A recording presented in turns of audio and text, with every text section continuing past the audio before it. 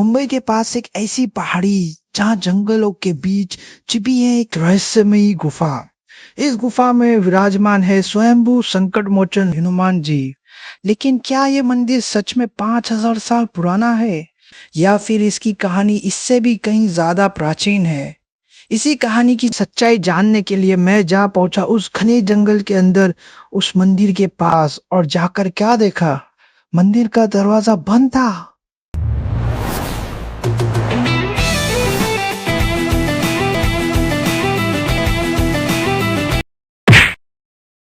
आज हम जा रहे हैं नालासोपारा ईस्ट में बसा श्री स्वयंभू संकट मोचन हनुमान मंदिर। यह मंदिर अम्बावाड़ी हिल पर स्थित है और नालासोपारा स्टेशन से लगभग 1.5 किलोमीटर दूरी पे है। मंदिर में पहुंचने के 3 तरीके हैं। पहला, स्टेशन से लगभग 20 मिनट पैदल चलकर गूगल मैप्स की सहायता से लेफ्ट राइट करते हुए आप पहाड़ी के पास पहुंच सकते हो।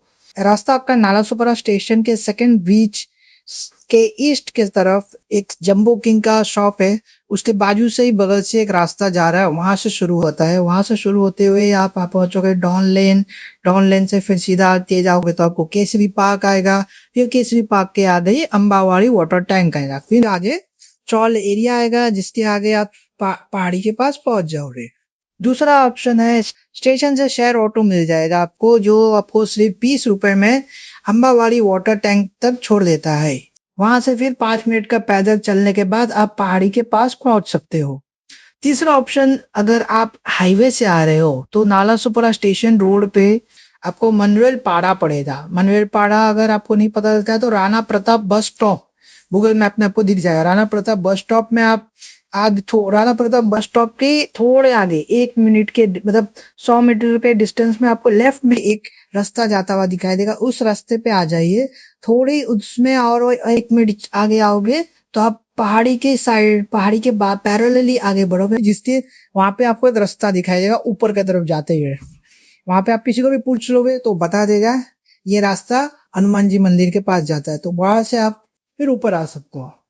जैसे जैसे हम ऊपर बढ़ते हैं, शहर का शोर पीछे छूटने लगता है और सामने शुरू हो जाता है हरियाली से भरा शांत जंगल।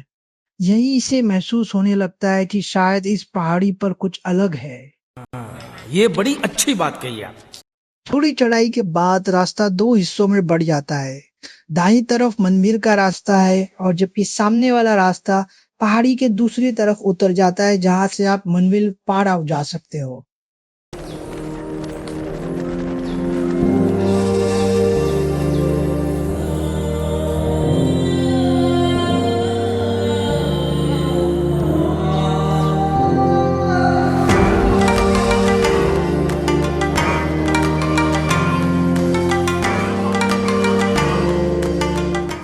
जंगलों में 5 मिनट की चढ़ाई के बाद अब मंदिर बिल्कुल सामने दिखाई देने लगता है, लेकिन अभी भी हमें लगभग 50 पत्थरों की सीढ़ियां चढ़नी है।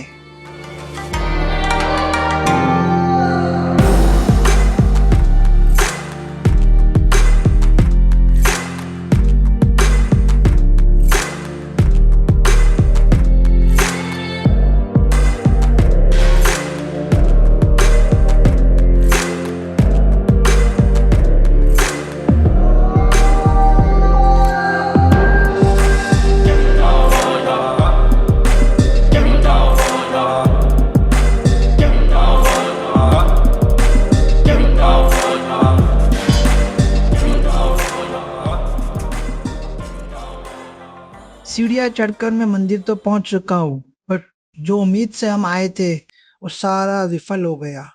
मंदिर का मुख्य द्वार बंद था। अब क्या करें, कुछ समझ में नहीं आ रहा है। थोड़ी देर के लिए लगा कि आज खाली हाथ जाना पड़ेगा, भगवान जी के दर्शन नहीं हो पाएंगे। तो रुको जरा, सब्र करो।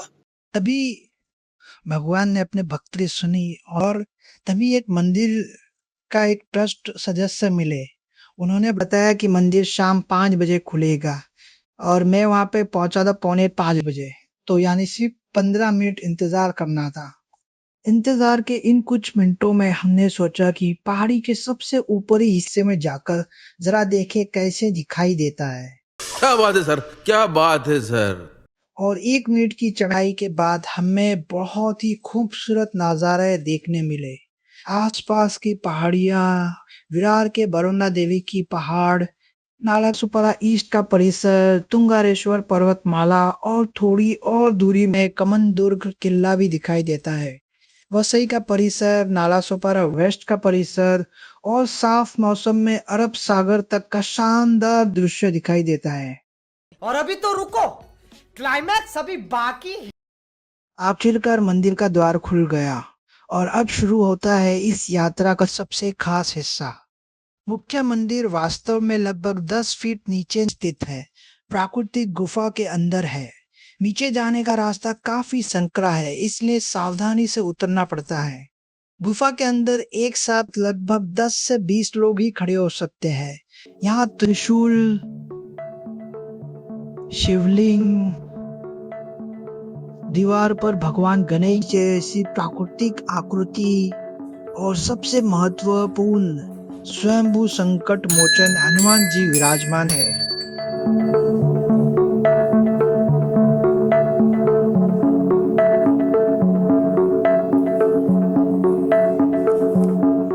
इस गुफा के इतिहास को लेकर कई मान्यता है। कुछ लोग इसे 5000 वर्ष पुराना बताते हैं, कुछ 10,000 वर्ष, तो कुछ इसे रामायण काल और कुछ पांडव काल से जोड़ते हैं। हालांकि इन दावों की पुष्टि करने वाला कोई आधिकारिक रिकॉर्ड उपलब्ध नहीं है। मंदिर के वर्तमान पुजारी और ट्रस्ट के अनुसार उनके आध्यात्मिक गुरु लगभग 2500 वर्ष से इस स्थान पर पूजा की परंपरा का उल्लेख करते हैं और समय के साथ स्थानीय लोगों के सहयोग से मंदिर का विकास हुआ। यदि आप इस मंदिर के विकास में सहयोग करना चाहते हैं तो ट्रस्ट द्वारा दिए गए आधिकारिक QR कोड के माध्यम से दान कर सकते हैं। बात तो सही है। साथ ही हर शनिवार दोपहर 12 बजे से 3 बजे तक यहाँ निःशुल्क भोजन प्रसाद भी वितरित किया जाता है, उसका भी लाभ ले सकते हैं। क्या बोला तूने? अगर आप भी मुंबई के पास किसी शांत, प्राकृतिक और कम प्रसिद्ध आध्यात्मिक स्थान की तलाश में है तो श्री स्वयंभू संकट मोचन हनुमान मंदिर आपकी यात्रा सूची में जरूर होना चाहिए। अगर वीडियो पसंद आया हो तो इसे अपने परिवार और दोस्तों के साथ साझा करें और ऐसे ही अनदेखे मंदिरों की यात्रा के लिए चैनल को सब्सक्राइब करना ना भूलें। जय सिया राम।